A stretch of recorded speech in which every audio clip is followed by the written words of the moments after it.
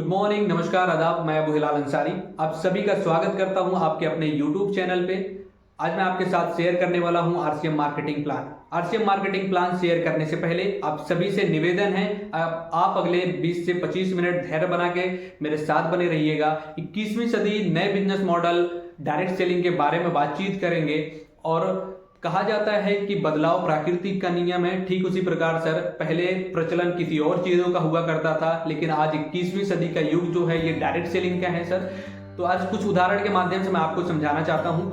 जैसे पहले एचएमटी घड़ी आया करती थी सर, बड़ा नाम हुआ करता था, बड़ी मानी जानी कंपनी हुआ करती थी। उसने समय के अनुसार अपने आप में बदलाव नहीं लाया सर, तो कहीं ना कहीं वो मार्केट से गायब हो गई।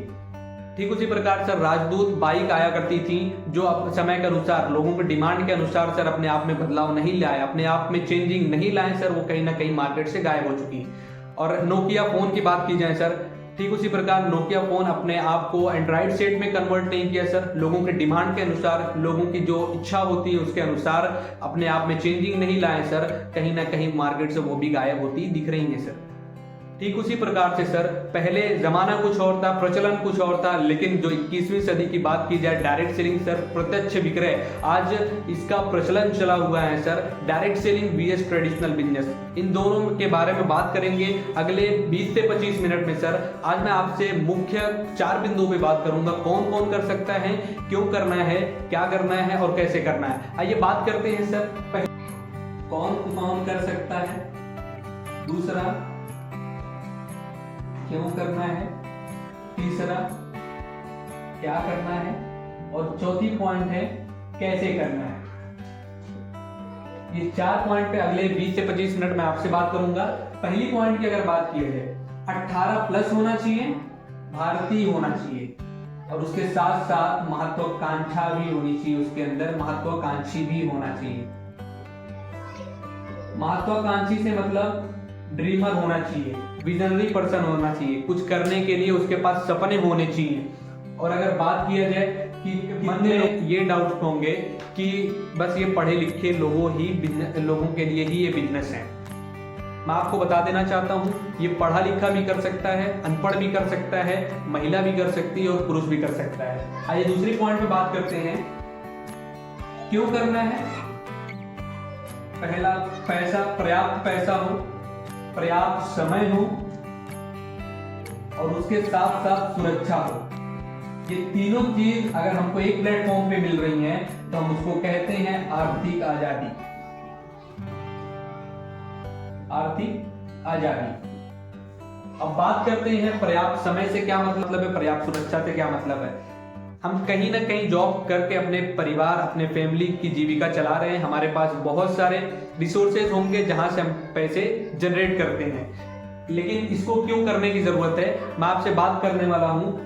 खूब पैसा हो, खूब समय हो और उस चीज की सुरक्षा हो। अगर ये तीनों चीज हमारे पास है तो हम आर्थिक रूप से आजाद हैं।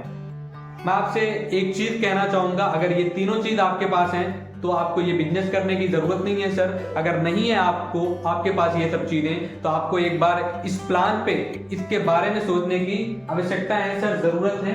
तो आइए बात करते हैं। यहाँ पे एक बहुत बड़े अर्थशास्त्री रॉबर्ट टी कियोसाकी ने एक कैश फ्लो क्वाड्रेंट के माध्यम से बताया है कि 4 कैटेगरी के लोग होते हैं और कहाँ कहाँ कैसे कैसे ये काम करता है। आइए बात करते हैं, कैश फ्लो क्वाड्रेंट के माध्यम से हम समझते हैं इस चीज को। पहला लेफ्ट क्वाड्रेंट और दूसरा राइट क्वाड्रेंट। इम्प्लाई होते हैं, सेल्फ इम्प्लाई होते हैं, बिजनेसमैन और एक इन्वेस्टर। 4 कैटेगरी के लोग होते हैं। अब हम आप यहां से रिलेट करिएगा सर कि जो चीजें मैं बता रहा हूं सही है या गलत। इम्प्लाई कौन होता है, इम्प्लाई वो होते हैं जो किसी के दबाव में काम करते हैं, यानी किसी बॉस के अंडर में काम करते हैं, या फिर गवर्नमेंट हो या फिर प्राइवेट हो। सेल्फ एम्प्लॉय कौन होते हैं, जो पढ़ने लिखने के बाद कोई जॉब नहीं मिलती सर, वो कहीं ना कहीं अपना बिजनेस स्टार्टअप करते हैं और उसमें आ जाते हैं डॉक्टर, वकील, इंजीनियर, ये सब लोग सेल्फ एम्प्लॉय में ही आते हैं। बिजनेसमैन की बात करें, बिजनेसमैन जो 500,000 करोड़ के ऊपर का टर्नओवर करता है निवेश करके, पूंजी लगा के सर, उसको बिजनेसमैन कहा जाता है। इन्वेस्टर कौन होता है, जो पूंजी से पूंजी कमाए, यानी पैसा से पैसा कमाए। अब बात करते हैं एक इम्प्लाई की, इम्प्लाई, सेल्फ इम्प्लाई, बिजनेसमैन, ये 3 जो लोग हैं, आप देखते हैं यहाँ पे किसके पास आर्थिक आजादी है। लेकिन उससे पहले मैं बात करूं, एक एम्प्लॉय होता है और सेल्फ एम्प्लॉय होता है, ये स्वयं काम करता है, स्वयं काम करता है। लेकिन बिजनेसमैन, इनके लिए लोग काम करते हैं, इनके लिए लोग काम करते हैं। और अगर बात किया जाए, अगर हम एक व्यक्ति काम करता है, यानी हम काम करते हैं, तो एक दिन में 8 से 10 घंटा ही काम करेंगे, 8 से 10 घंटा। लेकिन अगर बात किया जाए एक बिजनेसमैन की, राइट क्वाड्रेंट की बात किया जाए, अगर उसने फैक्ट्री बना दी, वहां पे 100 लोगों को काम पे रख लिया और 8 घंटे के हिसाब से वो 100 लोग काम करते हैं, तो लगभग 800 घंटे काम होते हैं सर इनके लिए। कितने घंटे? 800 घंटे। जबकि हम और आपके पास भी 24 घंटे होते हैं और इनके पास भी 24 घंटे होते हैं। कहने का मेरा तात्पर्य ये है कि सर, जो 24 घंटे के बैरियर को तोड़ेगा वो आज के युग में सफल होगा, वो अमीर होगा। और वो 24 में 8 से 10 घंटा ही काम करते हैं, यानी 24 घंटे के अंदर ही काम करते हैं। और मैं कह दूं, अगर 10 से 20 हजार, 40 हजार, 50 हजार, 1 लाख जो भी हम इनकम जनरेट करते हैं सर, अगर हमको 24 घंटे के अंदर अगर हमको क्या करना हो, 1.5 लाख रुपया कमाना हो, तो हम क्या करेंगे? अपने समय को बढ़ाएंगे। और अगर उससे ज्यादा कमाना हो, अगर वो घंटे खत्म हो गए, तो हमको अगले दिन काम करने पड़ेंगे।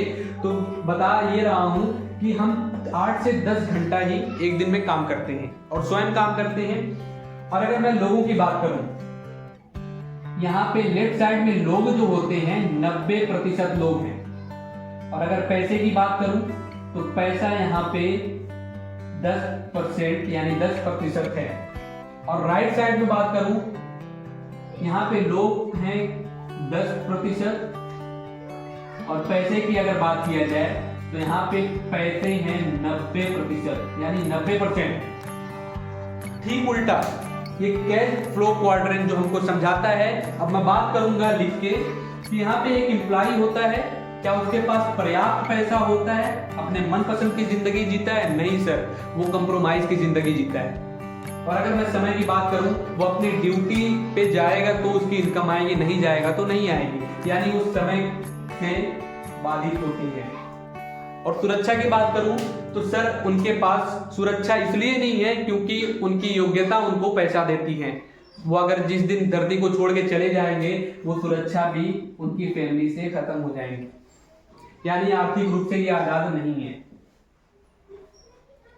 और बात करते हैं पैसे की, अगर सेल्फ एम्प्लॉय की, तो कुछ बड़े बड़े वकील, बड़े बड़े इंजीनियर, बड़े बड़े डॉक्टर, जिनके पास, कुछ लोगों के पास पैसे तो हैं, लेकिन ज्यादातर लोगों के पास नहीं है। और अगर समय की बात करूं, तो समय के लिए सबसे ज्यादा रोना धोना यही लोग करते हैं सर। एक एग्जांपल से समझाता हूं। अगर आप इनसे कह दें, एक डॉक्टर से कह दें कि डॉक्टर साहब चलिए, मैं आपको 10 दिन का टूर का पैकेज देता हूं, हम चलिए साथ में घूम आते हैं, आपका कुछ नहीं लगना है, हम घूम के आएंगे, बस आपको साथ में आना है।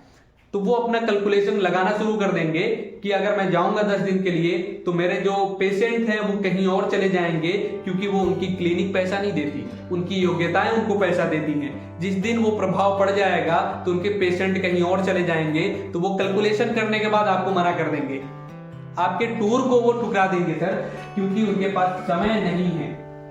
और अगर सुरक्षा की बात करें, तो इनके पास सुरक्षा नहीं है। और मैं आपको एग्जांपल से ये भी समझा दूं, हमने कोरोना में बहुत सारे डॉक्टरों को खोया भी है, बहुत अच्छे अच्छे डॉक्टरों को हमने खोया है। और जो बड़े बड़े डॉक्टर हुआ करते थे, आज उनकी फैमिली धाराशायी हो गई है। कारण क्योंकि उनकी योग्यता पैसा देती थी। अगर उस फैमिली में कोई डॉक्टर होगा तो उनकी जगह को संभाला होगा, नहीं होगा तो वो सुरक्षा भी उनकी फैमिली से खत्म हो गई।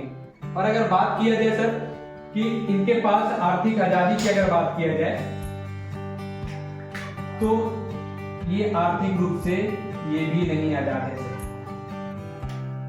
और बात किया जाए हम लोग बिजनेसमैन की, तो इनके पास खूब पैसे होते हैं, समय की बात करें, इनके पास खूब समय होता है, ये फैक्ट्री में जाए या ना जाए तब भी इनका काम चलता रहता है। सुरक्षा की बात करें, इनके यहाँ नॉमिनी का भी बिजनेस होता है, ये रहे या ना रहे ये बिजनेस उनके नॉमिनी के नाम ट्रांसफर हो जाता है। यानी आर्थिक रूप से आजाद अगर कोई होता है तो ये बिजनेसमैन ही होते हैं सर। तो बताने का मतलब था कि ये बिजनेस करने के लिए हमको पूंजी चाहिए होती है, खूब पैसा होता है, खूब समय होता है और सुरक्षा भी होती है, यानी आर्थिक रूप से आजाद यही लोग होते हैं। और अगर बात किया जाए कि इनके जैसे अगर बिजनेस करना हो तो क्या क्या लगते हैं, पहली चीज अगर बिजनेस करना हो तो पूंजी की जरूरत पड़ती है, कोई डाउट नहीं है। दूसरा, रिस्क उठाने की क्षमता होनी चाहिए और तीसरा, अनुभव होना चाहिए उस फील्ड का। अगर आपके पास अनुभव नहीं है तब भी आपका बिजनेस खतरे में है। और पूंजी कितनी होनी चाहिए, 500 करोड़ से ऊपर। रिस्क किस चीज की, बिजनेस चला या ना चला उस चीज को सहने की क्षमता आपके पास होनी चाहिए। अनुभव किस चीज की, उस फील्ड की क्षमता। अगर आपके पास अनुभव नहीं होगा तो सर आपका बिजनेस धराशायी हो जाएगा। यानी अगर ये तीन चीजें अगर हमारे पास हैं तो हम और आप इस कैटेगरी में आते हैं। अगर हमारे पास नहीं है तो हम सर इस बिजनेस में फिट नहीं बैठते। यानी अगर हमारे पास पूंजी नहीं है, रिस्क उठाने की क्षमता नहीं, अनुभव नहीं, तो हम बिजनेस नहीं कर सकते। लेकिन सर जो मैं डायरेक्ट सेलिंग की बात कर रहा हूं, आज एक मौका है, अगर मैं आपसे कहूं कि लेफ्ट से राइट में जाने का मौका मिले तो सर कितने लोग जाना चाहेंगे? मुझे लगता है ज्यादातर लोग जाना चाहेंगे। राइट में जाने का मौका मिल रहा है बिना पूंजी लगाए। आइए देखते हैं वो क्या करने से हम लेफ्ट से राइट में जा सकते हैं। यहां तक तो क्लियर होगा। आइए हम आगे बात करते हैं कि इस बिजनेस को कौन कौन कर सकते हैं, क्यों करना है, ये तो क्लियर हो गया। अब क्या करना है इस बिजनेस में, इसमें बात करते हैं हम लोग।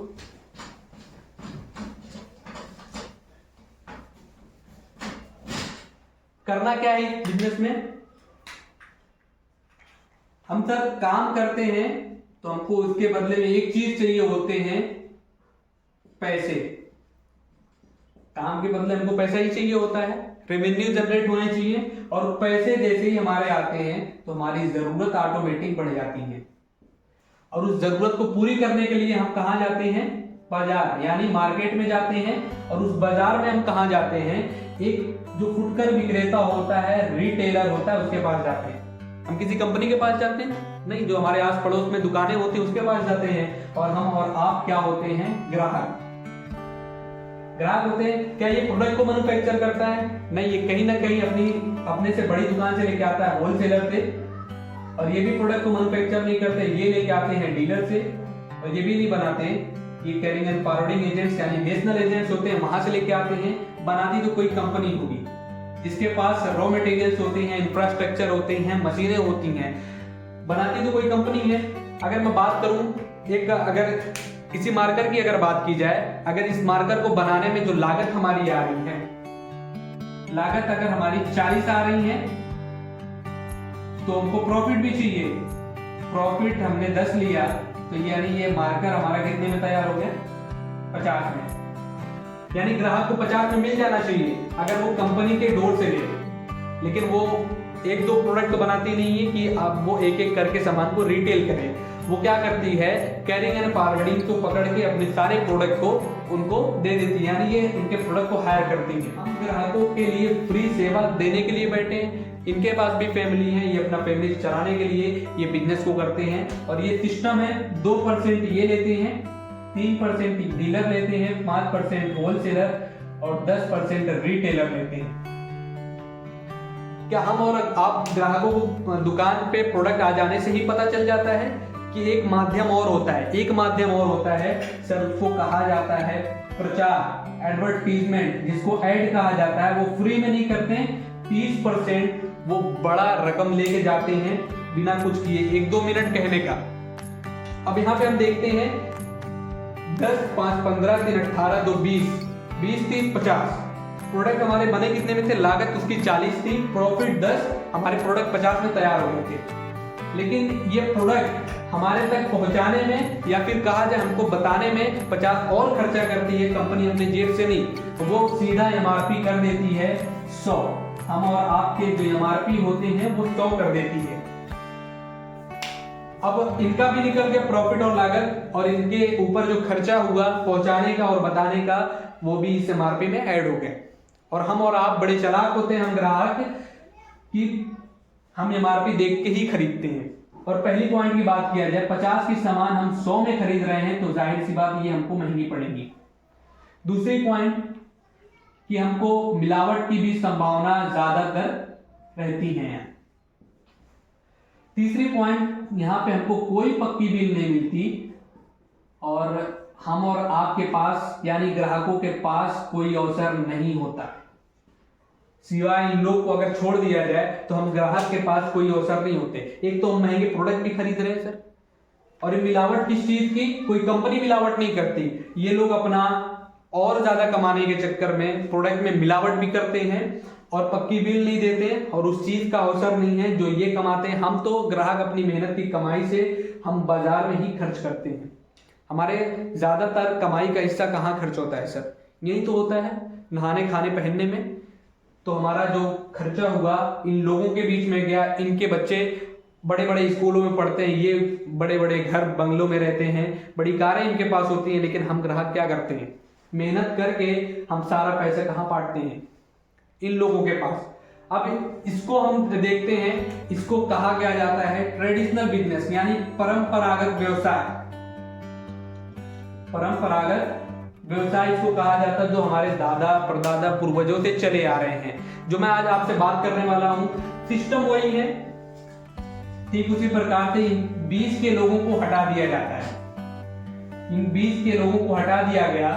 अब क्या होता है, वही कंपनी है बनाने वाली और खाने वाले प्रोडक्ट को हम ग्राहक, यानी बताया जा रहा है कि कंपनी का काम है बनाना और ग्राहक का काम है खाना।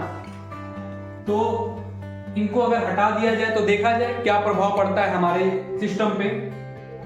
अब बात किया जाए, लेकिन इससे पहले पड़ जाता है, उसको देखते हैं। और उनको हटाने से सीधा कनेक्शन यानी कंपनी से ग्राहक का हो जाता है, उसको डायरेक्ट सेलिंग कहा जाता है यानी प्रत्यक्ष विक्रय। और ये डायरेक्ट सेलिंग का जो आगाज हुआ 1959 में यूएसए में हुआ। एक रिसर्च के माध्यम से पता चला कि कंपनी बना रही है और ग्राहक खा रही है, तो ये बीच के लोगों का काम क्या है। और देखा जाए ये हमारी company 1977 fashion shooting private limited के नाम से राजस्थान भिलवाड़ा की कंपनी है, राजस्थान भिलवाड़ा की कंपनी है ये। और ये डायरेक्ट सेलिंग में 2000 में आई और जिसका ब्रांड नेम पड़ा आरसीएम यानी राइट कॉन्सेप्ट मार्केटिंग। क्या पड़ा सर, राइट कॉन्सेप्ट मार्केटिंग यानी व्यवसाय करने का सही तरीका। अब हम बात करते हैं कि यहाँ पे कंपनी होती है और ग्राहक होते हैं खाने पीने के लिए। यहाँ पे कंपनी हो गई और यहाँ पे खरीदने खाने के लिए ग्राहक हो गए। इनके जो मालिक हैं त्रिलोक चंद छाबड़ा जी, पीपी छाबड़ा जी हैं, इन्होंने इसकी नींव रखी। पहले तो ये कंपनी 1977 में ट्रेडिशनल बिजनेस में थी, लेकिन 2000 में ये डायरेक्ट सेलिंग में आई राइट कॉन्सेप्ट मार्केटिंग के नाम से। और देखा जाए, अब आया जाए यहाँ पे लागत एक प्रोडक्ट की 40 रुपये है और प्रॉफिट अगर ले लिया जाए 10 रुपये प्रॉफिट निकाल के, तो ये हमारे प्रोडक्ट कितने में तैयार हो गए, 50 में।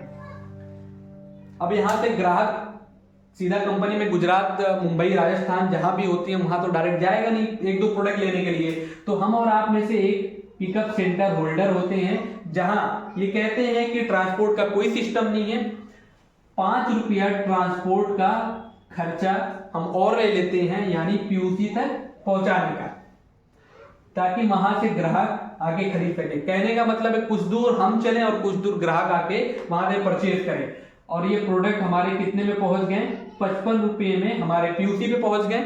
और ग्राहक की एमआरपी जो थी वो 100 थी। जो प्रोडक्ट हमको मार्केट में 100 में मिलते थे, अगर वो प्रोडक्ट आपको 55 में मिलने लगे तो सर कोई नुकसान है नहीं। और अगर देखा जाए तो यहाँ पे 45 रुपया बचता भी है। और ये 45 बच कहां से रहा है, जो ये 20 के लोगों को हटाया गया, जो ये 20 के लोगों के सिस्टम को खत्म कर दिया गया, वो 45 रुपये वहां से बचता है। और कंपनी कहती मैंने ट्रांसपोर्ट का भी खर्चा ले लिया, लागत भी ले ली, प्रॉफिट भी ले ली, और जो ये 45 बचता है, यहाँ के जो एसोसिएट बायर, जो यहाँ के ग्राहक हैं, जो यहाँ के डायरेक्ट सेलर है, ये उनका है। या ये 45 रुपये एक सिस्टम के माध्यम से आता है। और मैं लास्ट पॉइंट उसी पे बात करूंगा, लेकिन यहां बता दूं डायरेक्ट सेलिंग, यहां से खरीदने खाने का क्या बेनिफिट है मैं आपको।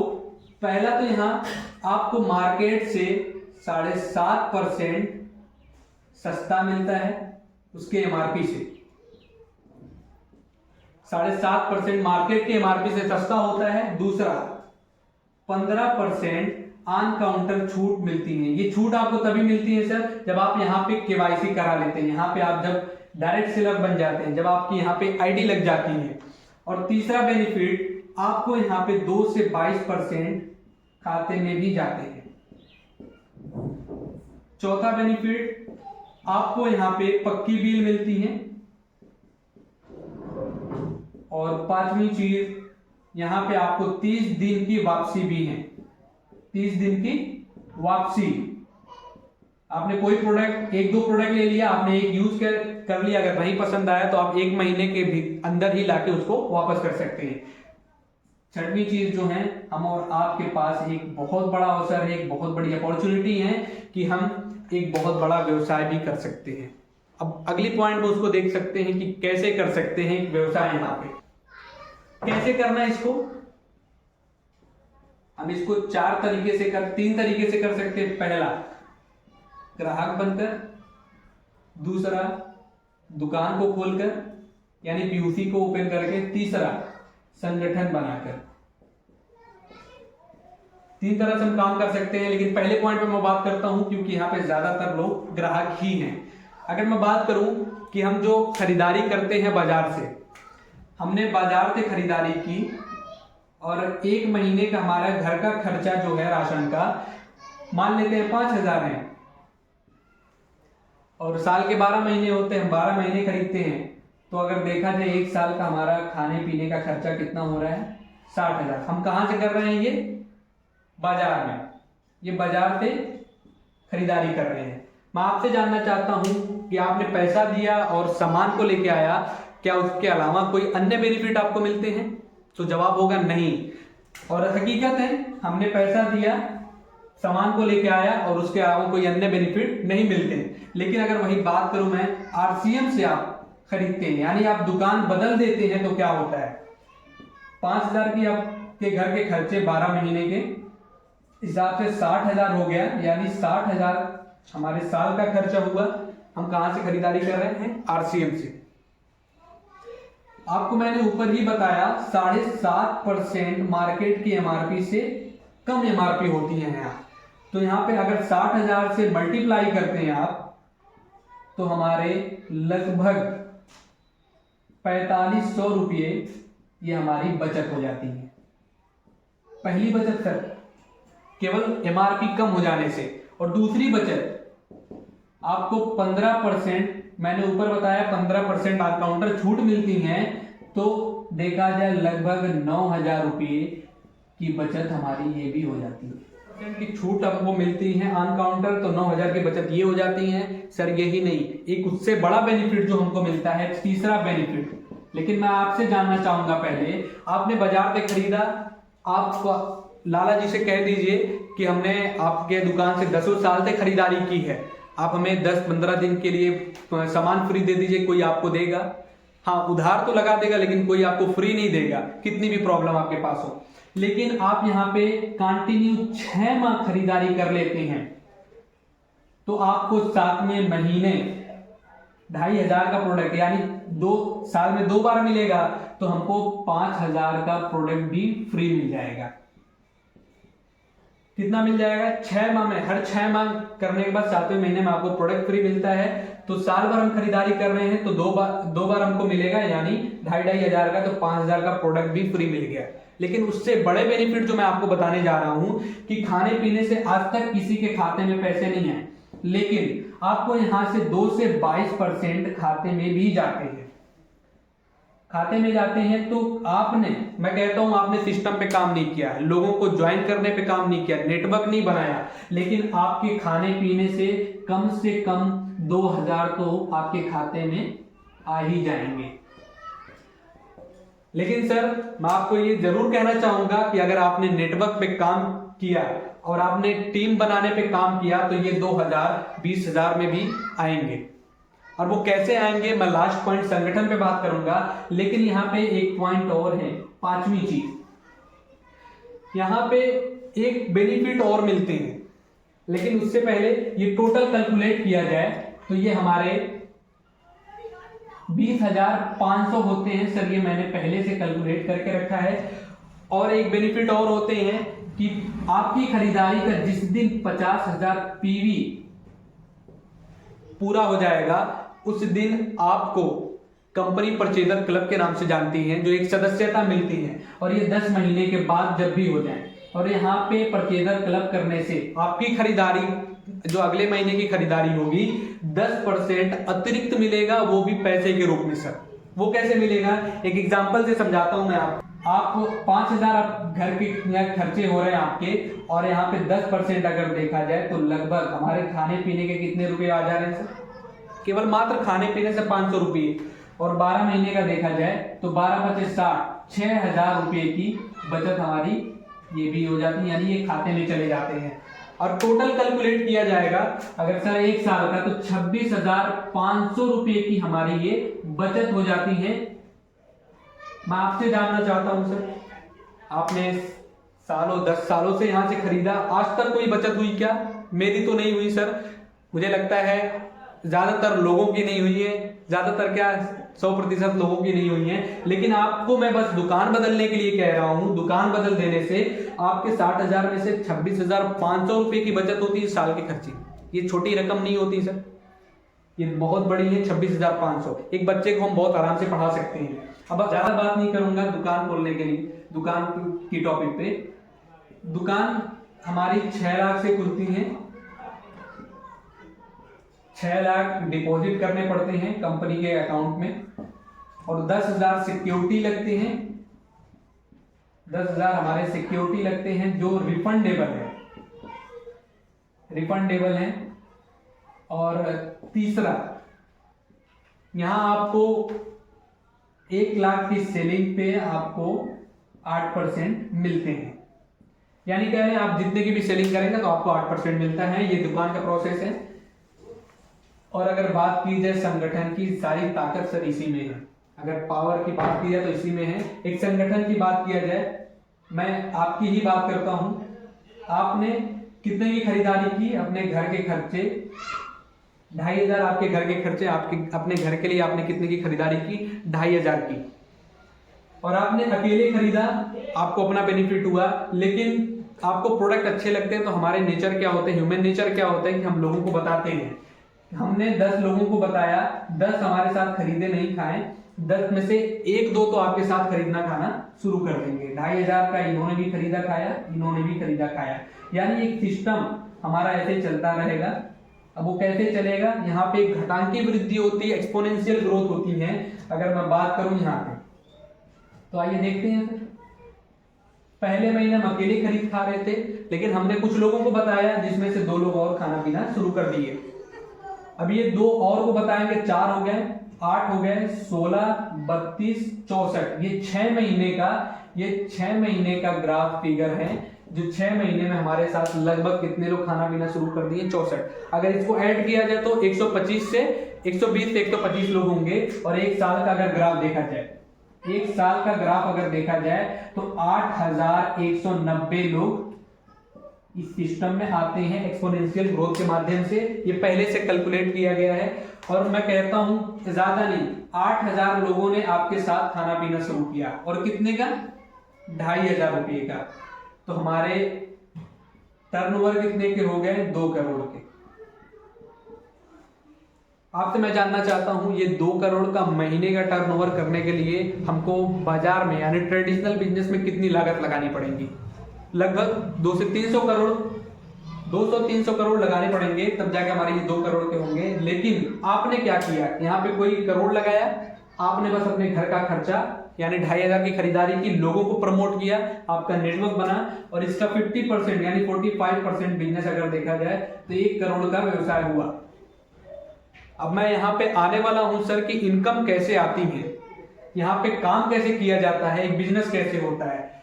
यहाँ पे आप हो गए, एक साइड से आपका व्यवसाय 50 लाख का हुआ और एक साइड से बिजनेस आपका 50 लाख का हुआ, तो लगभग यहाँ पे जो इनकम होती है 1,75,000 पर मंथ होती है सर। कितने हो गए? 1,75,000 पर मंथ होती है। और यहाँ जो पिन होती है स्टार एमराल्ड की होती है, ये पिन स्टार एमराल्ड की होती है। और ये 100% वर्क हुआ तो सर, मैं कहता हूँ 100% वर्क नहीं हुआ, कुछ लोगों ने नहीं खरीदा खाया, उनके घर में जरूरत नहीं पड़ी, लोगों ने काम नहीं किया। मैं कहता हूँ 50% अगर वर्क हो रहा है, एक साइड 25 लाख, एक साइड 25 लाख। अब यहाँ की जो इनकम होगी 1 लाख रुपये पर मंथ होती है। और जो पिन लेवल होते हैं वो एमराल्ड होती है। ये 50% वर्क है। मैं सबसे निचला ले लेता हूं, 25% भी नहीं, एकदम ना के बराबर काम हुआ, 12.5% वर्क हुए। एक साइड हमारा व्यवसाय कितना हुआ? 6 लाख, एक साइड 6 लाख। अब हमारी जो इनकम होती है 40,000 प्लस होती है। कितनी होती है? 40,000 प्लस, ये पर मंथ होती है सर। और यहाँ की जो पिन लेवल होते हैं स्टार प्लेटिनम। अब बताना ये चाह रहा हूं सर कि हमें और आपको जरूरत पड़ सकती है काम के लिए, क्या ये 8,000 लोगों को जरूरत पड़ जाएंगी एक साथ? उसमें से कुछ लोग नहीं खरीदेंगे तो क्या हमारा व्यवसाय नहीं चलेगा? अगर कुछ लोग एक महीना नहीं खरीदे तो हमारा बिजनेस डाउन जाएगा। और डाउन गया तो कितना? मैं सबसे निचला स्तर ले लिया 12.5%, यानी 50 लाख के 6 लाख आ गया, तब भी हमारी इनकम कितनी आएंगी? 40,000 प्लस आएंगी, प्रति माह आएंगी। जो हम बाहर जाते हैं कमाने के लिए, जाते हैं, अपनी फैमिली से दूर रहते हैं, लेकिन हमने अगर इस नेटवर्क को बना दिए, एक बार नहीं आता सर, ये बार बार आता है। इस पे थोड़ा सा बात कर लेते हैं। तो ये हमेशा आता है। दूसरा, बढ़कर आता है ये। तीसरा, पीढ़ी दर पीढ़ी आता है, क्योंकि ये हमारे यहाँ नॉमिनी का 7 नॉमिनी का बिजनेस है। चौथा, ये पैसिव इनकम आता है, यानी निष्क्रिय आय आती है यहाँ पे सर।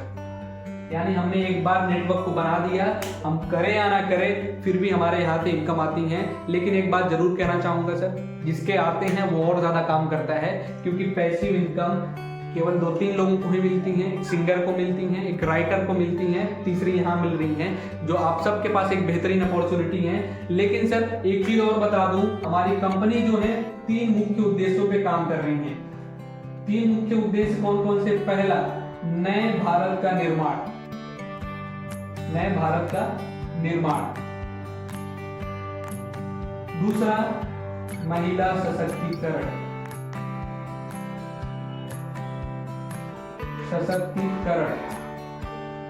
और तीसरा, स्वास्थ्य रक्षा। स्वास्थ्य रक्षा, ये 3 मुख्य उद्देश्यों पे काम कर रही हैं। डिसीजन आपके है सर, इस बिजनेस को करना है या नहीं करना चाहिए। लेकिन मैं आपसे जरूर अच्छी लगी, आप कमेंट करके जरूर बताइएगा। यूट्यूब पे मेरी पहले वीडियो भी सर है, नया यूट्यूब चैनल है सर, तो जो अभी साथी देखेंगे इस वीडियो को सर सब्सक्राइब जरूर करिएगा, लाइक करिएगा, और आगे से ज्यादा इस चीज को शेयर करिएगा, ताकि और अच्छी वीडियो मैं आपके बीच में ला सकूं सर, अलग अलग टॉपिक पे बात कर सकूं। धन्यवाद सर, आपने बहुत ही ध्यान से सुना मुझको, और फिर मिलते हैं नेक्स्ट वीडियो।